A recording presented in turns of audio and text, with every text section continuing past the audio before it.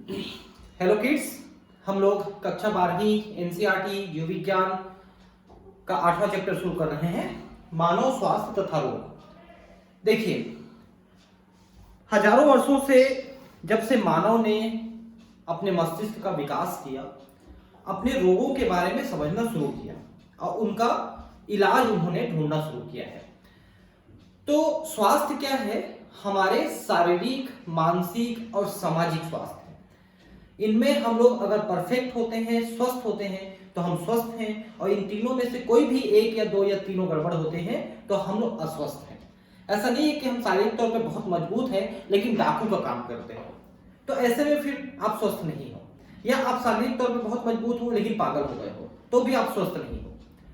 तो कुल मिला के शारीरिक, मानसिक और सामाजिक तौर पे स्वस्थ रहना ही स्वास्थ्य का परिचय है। एक लंबे समय तक स्वास्थ्य को शरीर और मन की ऐसी स्थिति माना गया जिसमें देह के कुछ तरलों, ह्यूमर का संतुलन बना रहता था। देखिए, हमारा जो पुराना आयुर्वेद सिद्धांत है वो कहता है कि शरीर में वात, पित्त और कफ, ये तीन चीजों का संतुलन बना रहता है तो हम स्वस्थ रहते हैं, और इनमें से कोई गड़बड़ होता है, इनका असंतुलन होता है तो हमारा स्वास्थ्य खराब होता है। लेकिन जब अंग्रेज हमारे देश में आए तो उन्होंने अंग्रेजी पद्धति को लागू किया देश में, तो लोगों ने फिर इस पद्धति को भुला दिया और अब समझते हैं कि वो जो बता रहे हैं वो सही है। जबकि आयुर्वेद वाले जो वैद्य होते हैं, डॉक्टर्स होते हैं, वो इन्हीं तीनों को संतुलित करके व्यक्ति को पुनः स्वस्थ कर देते हैं, और वो जो स्वास्थ्य आदमी के पास आता है, स्वस्थ होते हैं, वो लंबे समय तक चलता है। ठीक है, लेकिन इन्होंने इस चीज को झूठा दिया। प्राचीन यूनानवासी जैसे कि हिप्पोक्रेटस और चिकित्सा का भारतीय आयुर्वेद तंत्र भी यही दावा करते थे। देखिए कितनी गलत बातें लिख दिया है कि दावा करते थे नहीं, करते हैं, और अभी भी उनके दावे में सत्यता है। ऐसा नहीं है कि हमारा आयुर्वेद सिस्टम खराब है। ऐसा माना जाता था कि काले पित्त, ब्लैक बाइल वाले व्यक्ति गर्म व्यक्तित्व वाले होते हैं और उन्हें बुखार होता है। एक्चुअली इसमें जो लिखा है वो एकदम सही नहीं है। ब्लैक बाइल का मतलब होता है, देखिए, व्यक्ति का स्वभाव तीन प्रकार का होता है: पित्त स्वभाव, कफ स्वभाव और वात स्वभाव। तो पित्त स्वभाव का मतलब ये होता है कि शरीर में थोड़ी गर्मी रहती है, वो गर्मी महसूस करते हैं, मतलब उनको ठंड कम लगती है, गर्मी के दिनों में ज्यादा गर्मी लगती है, इस टाइप का फील करते हैं। उनका ये मतलब नहीं कि उनको बुखार लगता है, ठीक है, लेकिन इन्होंने उसको इस तरह से डिस्क्राइब किया है। इस प्रकार के निष्कर्ष का कारण मात्र विमर्शी विचारधारा थी, मतलब सिर्फ सोच ऐसी थी, ऐसा बता रहे हैं। जबकि मेरा अनुभव ये है, एक वैद्य से मैं मिला था, सिर्फ नाड़ी देख के उन्होंने पूरी बीमारी बता दी। मुझे उस समय थोड़ी सी दिक्कतें थी, कफ वगैरह की ज्यादा दिक्कतें थी, तुरंत उन्होंने बता दिया कि आपको ये समस्या है, और उन्होंने एक दो दवाइयां ही दी और उस समय काफी ठीक हो गया था। तो हो गया मेरा ये प्रॉब्लम, ऐसा नहीं।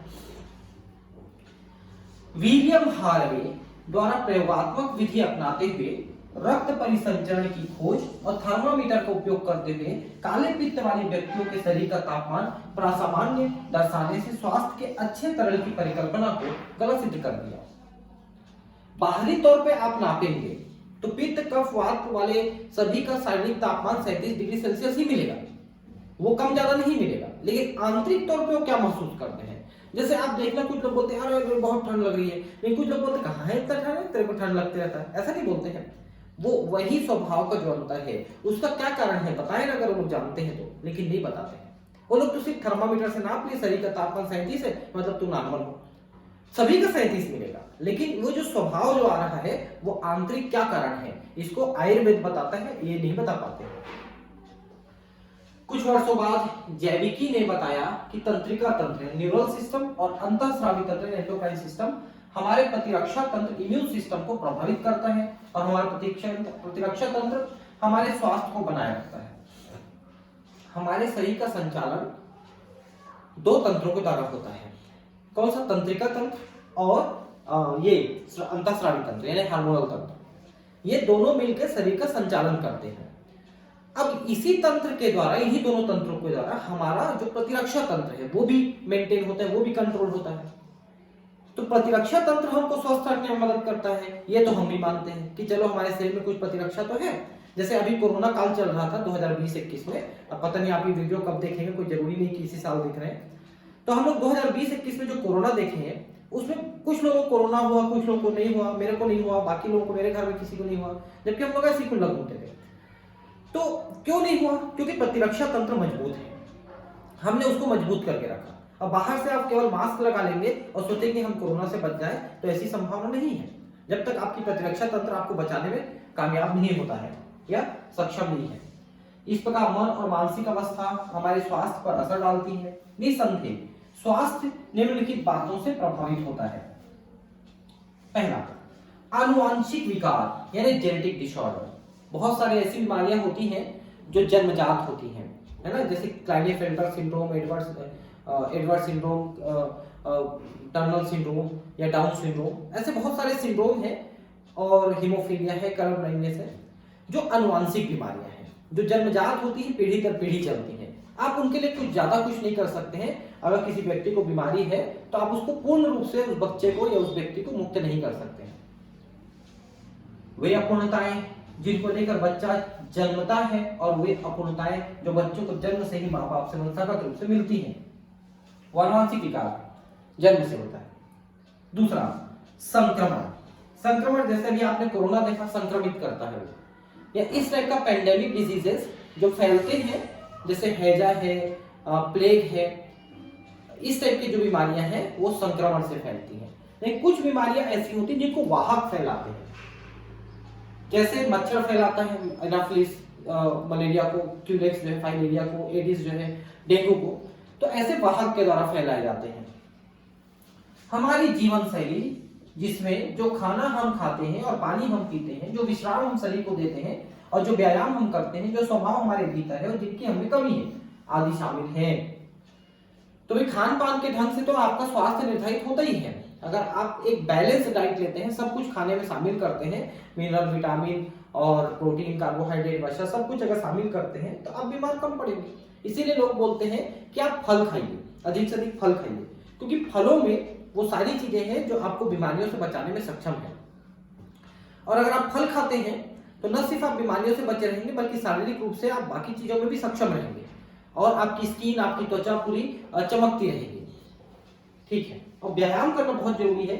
अगर आपका शरीर निढाल रहेगा, पड़ा रहेगा एक जगह, तो वो फिर काम करना धीरे धीरे बंद कर देगा, है ना। जितना ज्यादा काम लोगे शरीर से ना, वो उतना ज्यादा काम करने के लिए अडैप्टेड होता है। हम सभी स्वास्थ्य शब्द का प्रयोग धड़ल्ले से करते हैं। इसकी क्या परिभाषा है? स्वास्थ्य का अर्थ मात्र रोग की अनुपस्थिति अथवा शारीरिक स्वस्थता नहीं है। मैंने अभी बताया, केवल शारीरिक रूप से स्वस्थ होना स्वस्थ नहीं है। इसे पूर्ण रूप से शारीरिक, मानसिक और सामाजिक स्वास्थ्य के रूप में परिभाषित किया जाता है।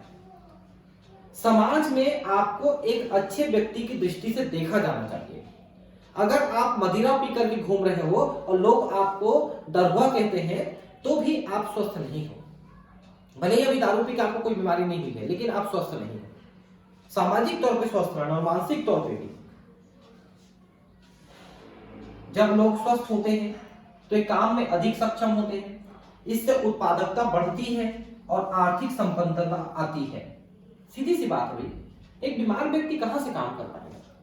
स्वस्थ व्यक्ति ही काम कर पाएगा, तभी वो पैसे कमा पाएगा और तभी वो आर्थिक रूप से सक्षम बनेगा। जैसे अभी आपने देखा कोरोना में कि बहुत लोगों को मतलब कोरोना के डर से उन्होंने काम करना बंद कर दिया, लॉकडाउन लग गया, तो लोगों की आर्थिक स्थिति बिगड़ गई उससे। स्वास्थ्य से लोगों का आयु काल बढ़ता है और शिशु तथा मातृ मृत्यु दर में कमी होती है। सीधी सी बात है कि पहले लोग घरों में ही डिलीवरी कराते थे बच्चे का, तो बहुत सारे बच्चे मर जाते थे, बहुत सारी माताएं मर जाती थी डिलीवरी के समय। लेकिन अब जो है चूंकि हॉस्पिटल में होता है तो वहां सही देखभाल के साथ होता है, तो बच्चों की और मातृ शिशु जो मृत्यु दर है वो काफी कम हो गई है। शिशु की मृत्यु दर और मातृ मृत्यु दर काफी कम हो गई है। ये अलग बात है कि पिछले 70 सालों में भारत की जनसंख्या बढ़ने में भी एक सबसे बड़ा कारण रही। शिशु मृत्यु दर का कम होना जनसंख्या बढ़ने का मुख्य कारण है।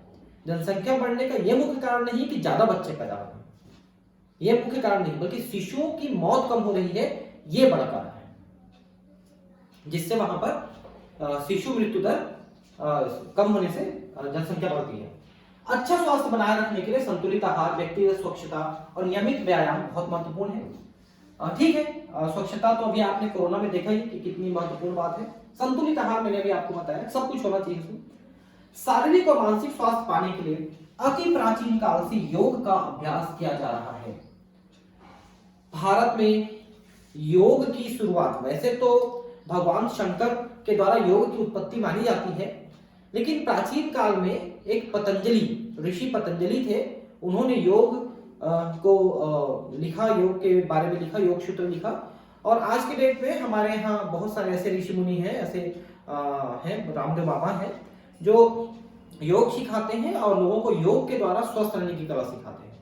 और लाखों लोग योग के द्वारा स्वस्थ हुए। मैं भी बता रहा हूं अपने आप के बारे में कि मैंने भी योग के द्वारा अपनी जो साइनस की प्रॉब्लम है, आप देखोगे कई बार मैं छींकते रहता हूँ क्लास लेते समय या खास देता हूँ, वो मुझे बहुत ज्यादा परेशान करती थी पहले। तो वो योग है, होम्योपैथी दवाइयां हैं, आयुर्वेदिक दवाइयां हैं, इन सब ने मिलाकर के मेरी इस बीमारी को, इस प्रॉब्लम को 99% तक कम कर दिया। नहीं तो पहले मैं क्लास नहीं ले पाता था, इतनी ज्यादा छींके आती थी मुझे। योग बहुत जरूरी है। रोग और शरीर के विभिन्न प्रकारों पर उनके प्रभाव के बारे में जागरूकता, संक्रामक रोगों के प्रति टीकाकरण, अपशिष्टों, वेस्ट का संतुलित निपटान, रोग वाहकों, वेक्टर्स का नियंत्रण एवं खाने और पीने के संसाधनों को स्वच्छ रख रखाव अच्छे स्वास्थ्य के लिए आवश्यक है।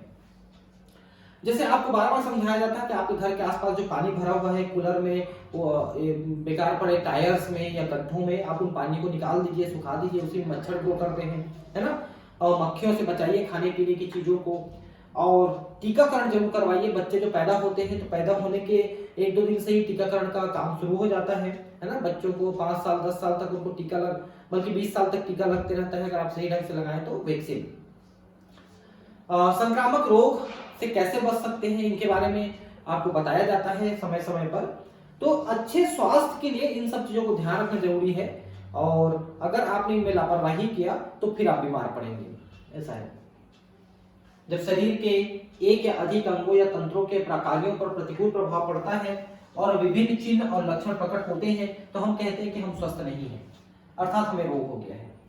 ठीक है, तो रोग होने की अवस्था में शरीर आपको संकेत देती है, हमारा जो तंत्रिका तंत्र है वो हमको संकेत देती है कि हम बीमार हो गए हैं, क्योंकि सही महसूस नहीं करते हैं अपने आप को अपन। रोगों को मोटे तौर पर संक्रामक और असंक्रामक समूह में बांटा जा सकता है।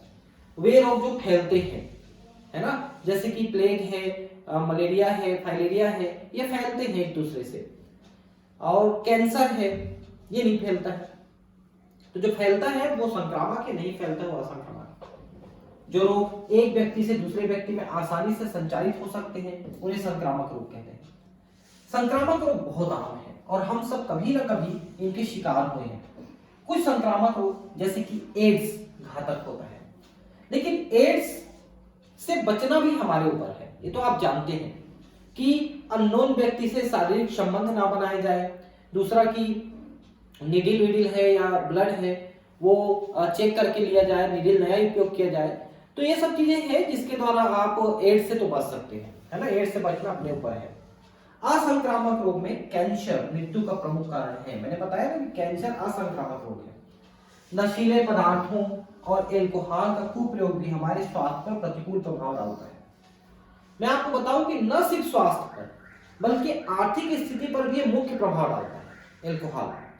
क्योंकि एक व्यक्ति जो डेली एल्कोहल लेने का आदी है, अगर आप उसके पिछले 20 साल का रिकॉर्ड निकालो कि उसने हर रोज एवरेज कितने का मदिरा पिया है, और अगर वो नहीं पीते रहता तो आज उसके पास कितना पैसा हो चुका है, तो इसको आप निकालेंगे तो ज्यादातर जो गरीब हैं, रिक्शा चलाते हैं, ठेला चलाते हैं, मजदूरी करते हैं, जो भी काम करते हैं, आप उनकी लाइफ हिस्ट्री निकालिए। अगर वो दारू नहीं पिए रहते तो आज वो लाखों रुपए के मालिक होते, ऐसी स्थिति होती। लेकिन उन्होंने दारू पिया इसलिए अभी वो गरीब के गरीब रह गए हैं। और स्वास्थ्य पे गलत प्रभाव तो पड़ता ही है। जो आदमी डेली एल्कोहल लेता है उसका लिवर है, किडनी है, हार्ट है, कुछ नहीं बचता है, सब खत्म हो जाते हैं। और ड्रग्स के द्वारा तो और जल्दी खत्म होता है।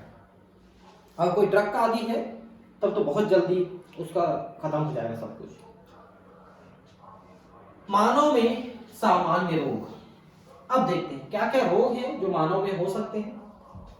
अनेकानेक जीव जिनमें जीवाणु, बैक्टीरिया, विषाणु, कवक, प्रोटोजुआ, कृमि आदि शामिल हैं।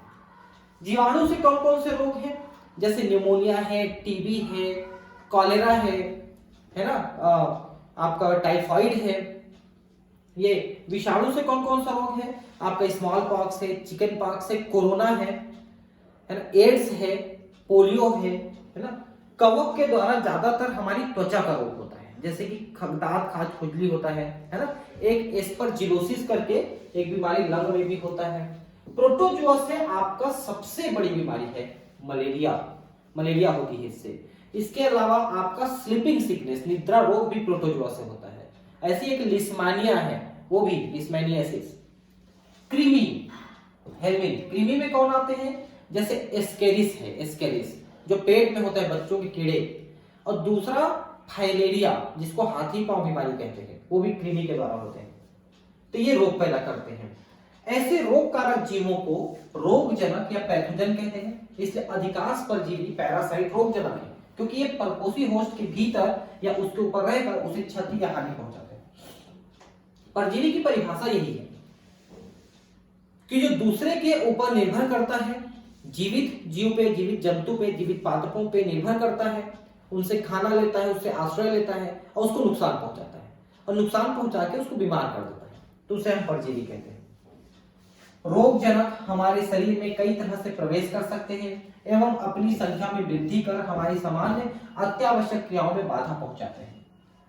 तो हमारे शरीर की जो क्रिया विधि है, जिसको अपन फिजियोलॉजी कहते हैं, डाइजेशन है, रेस्पिरेशन है, रिप्रोडक्शन है, जो सर्कुलेशन है, ये जो सामान्य प्रक्रियाएं हमारे शरीर में चल रही हैं, उनको डिस्टर्ब करता है। और जब उनको ये डिस्टर्ब कर देगा तो फिर हमारा शरीर बीमार पड़ता है। ये मुख्य कारण है।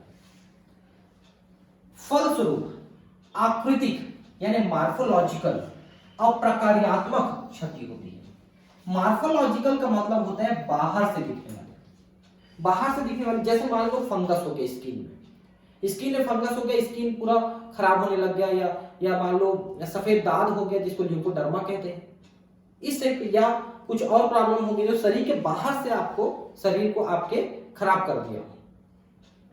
और प्रकार्यात्मक मतलब शरीर के अंदर से आपको नुकसान पहुंचाए। जैसे मान लो आपका पाचन खराब हो गया, आपने कुछ ऐसा खाया, आपका पाचन तंत्र डिस्टर्ब हो गया, अब आप खा नहीं पा रहे हैं ठीक से 2 दिन तक या 4 दिन तक। रोगजनकों के लिए आवश्यक है कि वे परपोषी के भीतरी वातावरण के अनुसार अपने आप को अनुकूलित कर लें। तो ये तो बहुत बड़ी विशेषता है, क्योंकि जो भी परजीवी हमारे शरीर में प्रवेश करता है, एक तो हमारे शरीर का जो आंतरिक वातावरण है उसमें उसको अनुकूलित होना चाहिए, और दूसरा कि हमारे शरीर की जो प्रतिरक्षा तंत्र है उससे उसके पास बचने के तरीके होने चाहिए, तभी वो हमारे शरीर में रोग पैदा कर सकता है। लेकिन वो जितने तरीके बचने का खोजते हैं उससे ज्यादा तरीके हम लोग उनको मारने का खोज देते हैं, इसलिए ज्यादातर समय में हम लोग स्वस्थ रहते हैं। कभी कभी ऐसा होता है कि कोई रोगजनक जीवाणु विषाणु जो है हमारे शरीर में वृद्धि कर जाता है और उससे हमको कोई रोग हो जाता है, अन्यथा ज्यादातर समय तो हम स्वस्थ ही रहते हैं, क्योंकि हमारी जो प्रतिरक्षा तंत्र है वो सभी प्रकार के रोगों से लड़ने में सक्षम है, इवन वो कैंसर से भी, लेकिन एड्स से नहीं लड़ पाता। उसके कारण बताऊंगा आपको अभी कैसे नहीं लड़ पाता। उदाहरण के लिए जो रोगजनक आंत्र में प्रवेश करते हैं उनमें आमाशय के निम्न पीएच में जीवित रहने और विभिन्न पाचक एंजाइम को प्रतिरोध करने की क्षमता होनी चाहिए। जो बैक्टीरिया या कोई भी और रोगजनक हमारे खाने पीने की चीजों के द्वारा हमारे आंत्र में जाना चाहता है, या कोई भी जो कृमि है वो आंत्र में पहुंचना चाहता है, तो आंत्र जो है वो अमाशय के बाद पड़ता है, और अमाशय में अत्यधिक अम्लीय हाइड्रोक्लोरिक अम्ल है जो ज्यादातर रोगजनक विषाणु जीवाणु रोगाणु को नष्ट कर देता है। तो उससे अगर वो बच के आगे बढ़ा तभी वो आंत्र में पहुंचेगा। इसीलिए आंत्र में वृद्धि करने वाली जितने कृमि होते हैं उनके अंडों में इन्हीं सबसे बचने के गुण होते हैं, क्यों अमाशय में जो हाइड्रोक्लोरिक अम्ल है या दूसरे जो एंजाइम है ना, आंत्र में ऐसी जो चीजें हैं उन सभी से वो बच पाता है, और तभी वो आंत्र में पहुंच पाता है, और वहां पर रहते हुए भी बचा रहना पड़ता है। जैसे एस्केरिस है कृमि, वो हमारे आंत्र में रह सकता है, तो कैसे रहता है भाई, हमारे आंत्र में जो एंजाइम है वो तो सभी कुछ पचा सकते हैं, मतलब कम से कम जीवित चीजों को, लेकिन वो नहीं पचता है। क्यों? क्योंकि उनके ऊपर क्यूटिकल का आवरण रहता है जो उनको हमारे एंजाइम से बचाए रखता है। और जो हम दवाई खाते हैं कृमिनाशक, वो इसी क्यूटिकल को नष्ट कर देता है, जिससे फिर हमारा एंजाइम उनको डाइजेस्ट कर देता है और वो खत्म हो जाते हैं। तो इस तरह से होता है।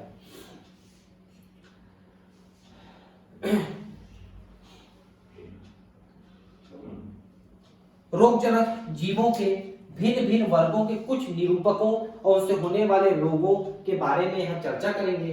उन रोगों के प्रति निरोधक और नियंत्रण उपायों के बारे में भी संक्षेप में बात करेंगे। कौन कौन से रोग हैं, रोगजनक हैं और उनसे कैसे बच सकते हैं। साल्मोनेला टाइफी, इससे होता है टाइफाइड। टाइफाइड में अत्यधिक तेज बुखार हो जाता है, शरीर में दाने दाने भी हो सकते हैं और वजन बहुत ज्यादा घट जाता है। अगर इसका सही टाइम पे इलाज ना हो तो मौत भी हो सकती है। और आंत्र जो होता है, आंत्र में छेद छेद हो जाता है, बहुत खतरनाक हो।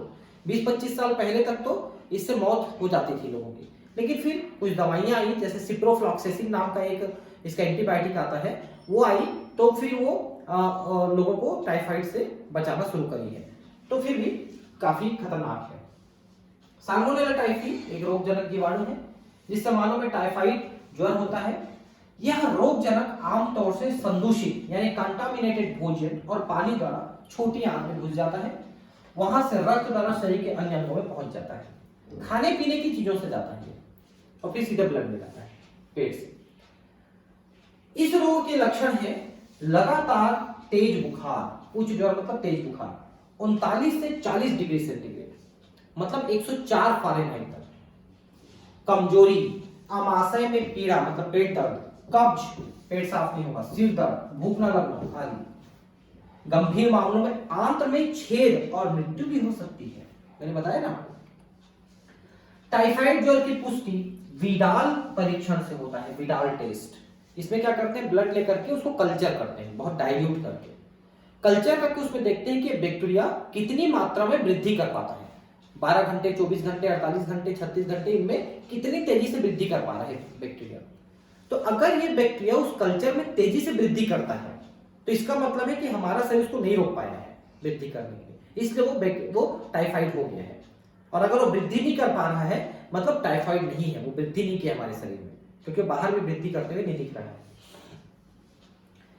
आयुर्विज्ञान में एक चिर प्रतिष्ठित मामला मैरी मेलॉन उपनाम टाइफॉइड मैरी का है, जिसका यहाँ उल्लेख करना सटीक है। वह पेशे से रसोइया थी और जो खाना वह बनाती थी उसके द्वारा वर्षों तक टाइफाइड वाहक के रूप में टाइफाइड फैलाती थी। ठीक, एक महिला जिसको टाइफाइड था, बाहरी तौर पर उसको नहीं लग रहा था उसको टाइफाइड है, लेकिन उसके सही में टाइफाइड के बैक्टीरिया थे। उस महिला का नाम था मैरी मेलन और ये खाना पकाती थी रेस्टोरेंट में, कुक थी वहां, उसको इसीलिए टाइफाइड मैरी कह दिया गया बाद में जब पता चला तो, क्योंकि उस रेस्टोरेंट में जो लोग खाना खा के जाते थे उन्हें बहुत लोगों को टाइफाइड हो जाता था। अब वो महिला खुद तो टाइफाइड उसको बाहरी तौर पे नहीं दिख रहा था क्योंकि शरीर उसको रोक के रखा था ऐसे, लेकिन उससे दूसरे में फैल रहा था खाने पीने की चीजों में जिससे वो बनाती थी। तो बहुत लोगों को टाइफाइड होता, तो पता चला तो सबका टेस्ट किया गया उस हॉस्पिटल में, तो इस लेडी को मिला टाइफाइड है करके आंतरिक तौर पे। तब पता चला कि इसने हजारों लोगों को टाइफाइड बांट दिया है। ठीक है, स्ट्रेप्टोकोकस न्यूमोनियाई और हीमोफिलस इन्फ्लुएंजाई जैसे जीवाणु मानव में न्यूमोनिया रोग के उत्पन्न है। लंग्स में होने वाला रोग है न्यूमोनिया, जो स्ट्रेप्टोकोकस न्यूमोनियाई और हीमोफिलस इन्फ्लुएंजाई। इन्फ्लुएंजा भी न्यूमोनिया जैसी एक बीमारी है दोनों। इस रोग में फुफ्फुस यानी लंग के वायु कोष्ठ संक्रमित हो जाते हैं। आपको मैंने श्वसन तंत्र पढ़ाया है कक्षा 11वीं के चैप्टर में, तो उसमें आप जानते हैं कि लंग जो है हमारा, फुफ्फुस छोटे छोटे ऐसे गुब्बारे जैसे संरचनाओं के बने होते हैं, अंगूर के दाने जैसे, उन्हें एल्वोलाई या अपन वायु कोष्ठ कहते हैं। वहीं से हमारा ऑक्सीजन और CO2 रक्त से अदला बदली करता है। ठीक है, तो वहां पर इंफेक्शन हो जाता है और वो इस कार्य को सही ढंग से नहीं कर पाता है जो कार्य के लिए बना है, रक्त के साथ ऑक्सीजन और CO2 को आदान प्रदान करने का। तो उसका परिणाम यह होता है कि उस व्यक्ति की सांसें सही नहीं चल पाती हैं और ऑक्सीजन की कमी हो जाती है ब्लड में और इससे मौत भी हो जाती है न्यूमोनिया से। संक्रमण के फलस्वरूप वायु कोष्ठों में तरल भर जाता है जिसके कारण सांस लेने में गंभीर समस्याएं पैदा हो जाती है। ज्वर, ठिठुरन, खांसी और सिर दर्द आदि निमोनिया के लक्षण हैं। निमोनिया बहुत खतरनाक रोग है। मैं बताऊं आपको, मेरे फादर इन लॉ की मौत इसी निमोनिया से हुई। तो हम देखे हैं कि निमोनिया कितना खतरनाक रोग है। बिल्कुल सांस नहीं ले पाता है व्यक्ति, वेंटिलेटर पे रखेंगे तब भी नहीं ले पाता है। गंभीर मामलों में होंठ और हाथ की उंगलियों के नाखूनों का रंग धूसर से नीला तक हो जाता है। क्यों? क्योंकि शरीर में ऑक्सीजन नहीं पहुंचता है, ये दिक्कत है। स्वस्थ मनुष्य को संक्रमण किसी संक्रमित व्यक्ति द्वारा छोड़े गए बिंदु को ड्रॉपलेट्स अथवा एरोसोल सांस द्वारा अंदर लेने से या संक्रमित व्यक्ति के गिलास या बर्तन इस्तेमाल करने से भी हो जाता है। अब यहाँ पर क्या लिखा है पता है? ये एक्चुअली जब हम छींकते या खांसते हैं तो जो निकलते हैं ना छोटी छोटी बूंदे थूक की और सांस की, उसमें होते हैं इसके बैक्टीरिया, और जूठे बर्तन गिलास इस्तेमाल करने से। आजकल युवाओं में एक साथ पानी पीने, एक साथ जूस पीने की बड़ी परंपरा हो गई है, और इवन कई बार तो एक ही स्ट्रॉ से पीने लगते हैं। ठीक है, प्रेम मोहब्बत अपनी जगह है, लेकिन स्वास्थ्य अपनी जगह है। ये ज्यादातर काम ना किया जाए, जूठा काठा पीने का काम ना किया जाए तो ज्यादा अच्छा है। उससे प्रेम नहीं बढ़ता है, उससे बीमारी बढ़ती है। ठीक है, प्रेम तो 1 साल 2 साल में फिर नॉर्मल हो ही जाना है, वो ज्यादा लंबे समय तक चलने वाला चीज नहीं है कि एकदम शुरू में है वैसी बात तक रहेगा, ऐसा नहीं है। लेकिन बीमारी अगर एक बार कोई ऐसी गंभीर बीमारी लग गई तो वो फिर जिंदगी भर नहीं छोड़ेगी, ऐसी भी प्रॉब्लम हो सकती है। तो इससे दूर रहा जाए। ठीक, मानव में होने वाले कुछ अन्य जीवाणुवीय रोग हैं। अतिसार यानी पेचिस, डिसेंट्री। डिसेंट्री ये ई कोलाई बैक्टीरिया के पेट में अधिक हो जाने से होता है। प्लेग, बैसिलस यर्सिनिया पेस्टिस, जिसको पास्चुरेला पेस्टिस, और डिप्थीरिया, कोरिने बैक्टीरिया डिप्थीरियाई, इसमें बहुत ज्यादा लूज मोशन, उल्टी भी हो सकता है। प्लेग में बुखार हो जाता है, शरीर में फोड़े हो जाते हैं। डिप्थीरिया में बच्चे को खांसी और बहुत तेज बुखार होने लगता है। ये सभी जो है मौत का कारण हो सकती है, लेकिन आजकल ज्यादातर ये सब चीजें बच्चों को या बड़ों को नहीं हो रही है, क्योंकि जो टीकाकरण अभियान जो हमने चलाया पिछले 20, 25, 30 सालों में, टीकाकरण बहुत तेजी से भारत जैसे देशों में, सभी देशों में चलाया गया। उससे ये सब जो ज्यादातर बीमारियां हैं वो भारत से लगभग खत्म हो गई। बच्चों को अब ये बीमारियां ज्यादा नहीं होती है। बहुत से विषाणु भी मानव में रोग का कारक होते हैं। अब विषाणु में तो अति खतरनाक विषाणु है एड्स, सबसे खतरनाक विषाणु। उसके अलावा आपका पोलियो, फिर आपका चिकन पॉक्स, स्मॉल पॉक्स, है ना, और ये जो मम्स होता है, मम्स यहाँ पर सूजन आ जाता है ना पैरोटिड सैलावरी ग्लैंड में, मम्स, वो भी वायरल डिजीज है ना। न्यूमोनिया भी एक प्रकार का वायरल डिजीज और होता है बैक्टीरिया के अलावा, और भी बहुत सारी चीजें हैं। विषाणुओं का ऐसा ही एक समूह नाशा विषाणुओं यानी राइनो वायरस है, जो मानव में सबसे ज्यादा संक्रामक रोग सामान्य जुकाम फैलाता है। राइनो वायरस, राइनो का मतलब होता है नाक, तो नाक में ही जुकाम होता है, आप देखे होंगे सबसे ज्यादा इसी की प्रॉब्लम होती है। नाक और श्वसन पथ को संक्रमित करते हैं, लेकिन फेफड़ों को नहीं, फेफड़े तक नहीं पहुंचते हैं। अभी कोरोना वायरस के साथ भी यही हुआ कि अगर वो लंग तक नहीं पहुंचा तो लोगों को ज्यादा प्रॉब्लम नहीं हुई, लेकिन अगर लंग तक पहुंच गया तो उन्हीं व्यक्तियों की मौत हुई। लेकिन ज्यादातर मौतें तो मुझे लगता है हॉस्पिटल में जाने के बाद हुई। अब मैं उसमें ज्यादा कुछ कमेंट नहीं करूंगा कि हॉस्पिटल में क्यों मौत हुई। सामान्य जुकाम प्रतिशाय के अभिलक्षण क्या है? नाशीय संकुलता, नेजल कंजेशन का मतलब होता है नाक का बंद होना, नाक का बंद होना, और आश्राव और ज्यादा बहना, नाक ज्यादा भी बहता है, देखना तो ये लोग ऐसे ऐसे करते रहते हैं नाक को, है ना। कंठदाह का मतलब गले में दर्द होना, सूजन होना। स्वर रूक्षता यानी कि आवाज का बैठ जाना, भारी हो जाना, जैसे तो बोलते हैं ना कि कैसे तेरा गला बैठ गया है, ऐसा बोलते हैं। अतः फटी आवाज, खांसी, सिर दर्द, थकावट जो 3 से 7 दिन तक रहता है और धीरे धीरे ठीक हो जाता है। तो बच्चे इसमें विशेषकर ठंड के दिनों में शुरुआती में या ज्यादा ठंड पड़ती है, यह मौसम बदलता है, जब ठंड से गर्मी, गर्मी से ठंड, मतलब इस टाइप की जो कम ज्यादा होते रहते हैं टेम्परेचर, ये बरसात आती, तो शुरुआत में मौसम बदलते समय ये दिक्कतें लोगों को ज्यादा होती है कि इस टाइप की स्वास्थ्यगत समस्याएं हो जाती है लोगों को। संक्रमित व्यक्ति की खांसी या छींकों से निकले बिंदुक जब स्वस्थ व्यक्ति द्वारा सांस लेने पर अंदर चले जाते हैं, अथवा पेन, किताब, प्याले, दरवाजे की मूठ, कंप्यूटर के कीबोर्ड, माउस जैसे संदूषित हुई वस्तुओं के संपर्क में आता है, उससे भी संक्रमण हो जाता है। तो ये जो जुकाम है उसका वायरस बहुत सेंसिटिव, बहुत ज्यादा संक्रामक है। और जिस व्यक्ति को हुआ है ऐसे ऐसे करते रहता है, नाक को छूते रहता है, लग गया हाथ में, अब वो हाथ जहां जहां पड़ा है वहां वहां उसके वायरस है। अब उनको कोई और व्यक्ति छुएगा, फिर छुआ के नाक को अपने ऐसे ऐसे या कुछ भी मुंह को खा लिया, पी लिया जो भी, तो उसमें फिर पहुंच जाएगा। यही कोरोना के साथ हुआ शुरू में लोगों ने जैसा बताया। ठीक है,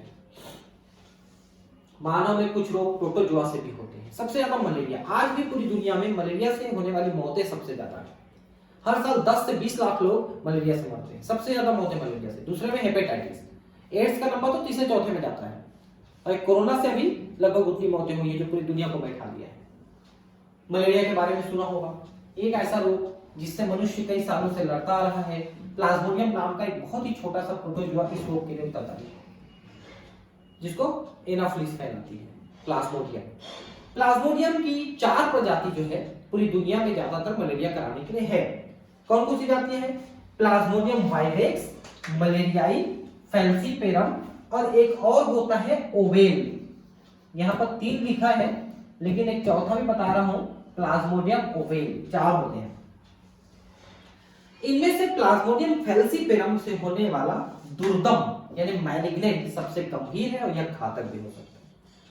अब यहां पर समझिए, मैलिग्नेंट का असल मतलब होता है कैंसर कारक, और कैंसर कारक का मतलब है जो मौत का कारक है।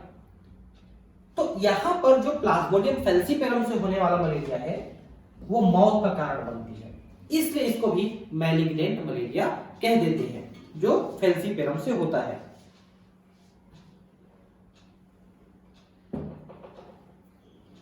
यहां पर आप देखिए कैसे हो रहा है। तो एक व्यक्ति को मच्छर ने काटा, इस मच्छर के लार में मलेरिया के प्रोटोजोआ हैं, जिसको स्पोरोजोइट्स कहते हैं। प्लाज्मोडियम का स्पोरोजाइट अवस्था, वो ये रक्त में छोड़ देती है। क्यों? क्योंकि जब मच्छर काटती है तो खून पीने से पहले अपने लार की एक बूंद हमारे रक्त में छोड़ती है, क्योंकि उसमें रक्त के थक्का बनने को रोकने वाले केमिकल्स होते हैं, जिनको एनाफिलीन कहते हैं। उस केमिकल को एनाफिलीन, उसके कारण से डालती है जिससे वो आसानी से रक्त पी सके। लेकिन उसी लार में मलेरिया के भी जो प्रोटोजोआ है वो होते हैं, जिसको स्पोरोजाइट कहते हैं। अब ये पहुंच के सीधे वो स्पोरोजाइट लिवर में जाते हैं, रक्त से सीधे लिवर में चले जाते हैं। फिर लिवर के सेल्स के अंदर ये बहुत ज्यादा वृद्धि करते हैं। देखिए, लिवर की कोशिकाओं के अंदर बहुत ज्यादा वृद्धि किए और वृद्धि करके ये निकल आए, इसको स्पोरोजोइट्स कहते हैं। निकल आए, निकलने के बाद ये दोबारा लिवर में ही अटैक करते हैं और फिर आरबीसी में भी अटैक करते हैं। आरबीसी, लाल रक्त कणिकाओं में, और आरबीसी में अटैक करते हैं तो आरबीसी के अंदर जो हीमोग्लोबिन होता है उसको ये खाते जाते हैं और खाते जाते हैं और उसके अंदर वृद्धि करते जाते हैं और फिर निकल करके फिर दोबारा संक्रमित करते हैं। तो बहुत सारे आरबीसी फूटते जाते हैं, और जब आरबीसी फूटते हैं तो उसमें से जहरीला पदार्थ निकलता है जिसको हम हीमोजॉइन कहते हैं। हीमोजॉइन, उसी से बुखार आता है। लेकिन कुछ जो लाल रक्त कणिकाएं हैं, आरबीसी हैं, वो फूटती नहीं है, बल्कि उनके अंदर गैमेटोसाइट्स बन जाते हैं, गैमॉन्स बन जाते हैं, गैमॉन्स उन्हीं आरबीसी के अंदर।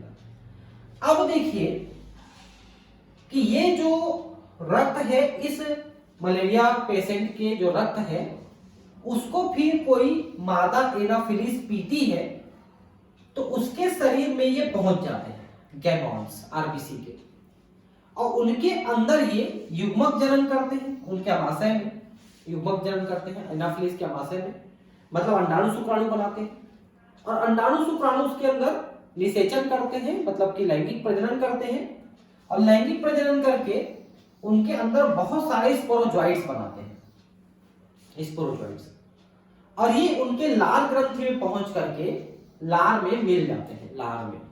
फिर जब वो किसी स्वस्थ व्यक्ति को काटेगी तो उसके शरीर में वो इसी स्पोरोजोइट को छोड़ती है। इन सब में एक विशेष बात आपने ध्यान दिया होगा कि मादा एनाफिलिस के पास ये मलेरिया के जो प्रोटोजोआ है, मलेरिया का जो रोगाणु है, वो तभी पहुंचा है जब उसने किसी बीमार व्यक्ति को काटा है। अगर वो बीमार व्यक्ति को नहीं काटी है तो उसके शरीर में, यानी कि मादा एनाफिलिस के शरीर में मलेरिया के रोगाणु नहीं पहुंचते। इसलिए अगर किसी को मलेरिया हुआ तो सबसे पहले उस व्यक्ति को मच्छरदानी के अंदर रखना चाहिए, ताकि उसको कोई मच्छर काट के फिर दूसरे में ना फैला सके। अब बाकी लोगों को भी मच्छरदानी का प्रयोग तो हमेशा करना चाहिए, ताकि मच्छर हमारे तक वो बीमारी न पहुंचा पाए। तो सबसे पहले जागरूकता यह होनी चाहिए कि जो बीमार हो गया मलेरिया से, उसको तुरंत मच्छरदानी का प्रयोग करना चाहिए, 24 घंटे मच्छरदानी में रहेगा, क्योंकि आराम तो करना ही है, हो गया बुखार तो फिर वो फैलाने से बचेगा जब तक उसको मलेरिया ठीक नहीं हो जाएगा। इस तरह से होता है मलेरिया का असर। अतः आइए प्लाज्मोडियम के जीवन चक्र पर निगाह डालते हैं। तो मैंने आपको जो बताया ये वही है कि सबसे पहले लीवर में जाएगा, उसमें वृद्धि करेगा, फिर वहां से निकल के लाल रक्त कणिकाओं में जाएगा, उनको फोड़ेगा, और साथ में वहां पर वो अपना गैमोन्ट बनाएगा, जो कि मादा एनाफिलिस में जाकर के अंडाणु शुक्राणु के द्वारा निषेचन करेगा और नए रोगाणु पैदा करेगा। जब संक्रमित मादा एनाफिलिस मानव को काटती है तो प्लाज्मोडियम जीवाणु यानी स्पोरोजोइट्स के रूप में मानव शरीर में घुस जाते हैं। जीवाणुज संक्रामक रूप है। जीवाणुज, जीवाणु नहीं है, ध्यान रखें, जीवाणुज, क्योंकि ये प्रोटोजोआ है ना, जीवाणु नहीं है, यानी स्पोरोजोइट संक्रामक रूप है, मतलब इसी के द्वारा संक्रमण होता है हमको स्पोरोजोइट, ये क्वेश्चन में आया है। प्रारंभ में परजीवी यकृत में अपनी संख्या बढ़ाते रहते हैं और फिर लाल रक्त कणिकाओं पर आक्रमण करते हैं, जिससे लाल रक्त कणिकाएं फट जाती हैं।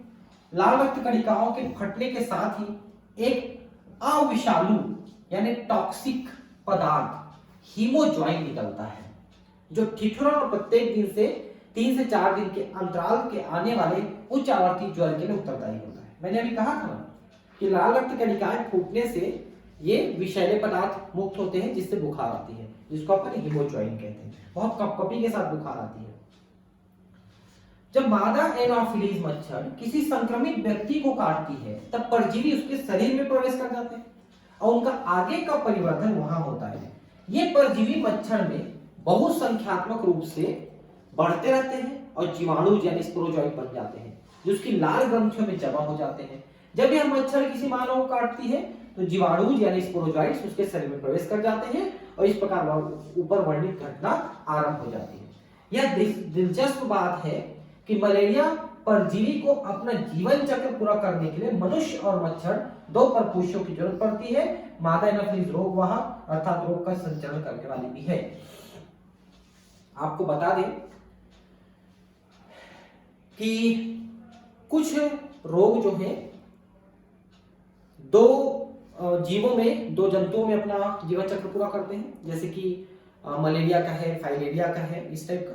कुछ जो है एक में ही अपना जीवन चक्र पूरा कर लेते हैं, जैसे स्केरिस है। तो जो एक में ही अपना जीवन चक्र पूरा कर लेते हैं उन्हें मोनोजेनेटिक कहते हैं, और जिनके लिए दो की आवश्यकता होती है उनको डाइजेनेटिक कहते हैं। ये जो बाजू में फोटो छपा है ये फाइलेरिया का है, हाथी पांव बीमारी। ये एक मच्छर के द्वारा फैलाई जाती है, जिसको क्यूलेक्स मच्छर कहते हैं, क्यूलेक्स। और इसको ये जो रोग होती है ये कृमि के द्वारा होती है। कृमि, जैसे एस्केरिस एक कृमि है, वैसे एक और कृमि है, उसका नाम है वुचेरेरिया। वुचेरेरिया एक कृमि है, उसके द्वारा ये रोग होती है।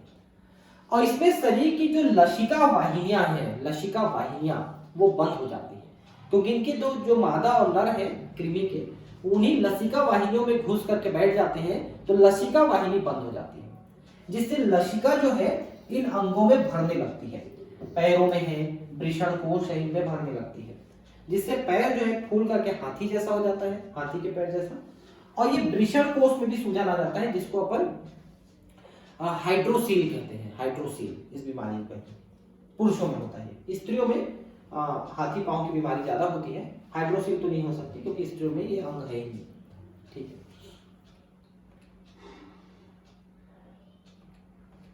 ठीक है। तो अब जो बाकी चीजें हैं हम नेक्स्ट क्लास में पढ़ें तो ज्यादा अच्छा है। बहुत ज्यादा एक क्लास में पढ़ने से मतलब नहीं है, इसको अगले क्लास में पढ़ें। ठीक है, मिलते हैं अगले क्लास में। Thank you.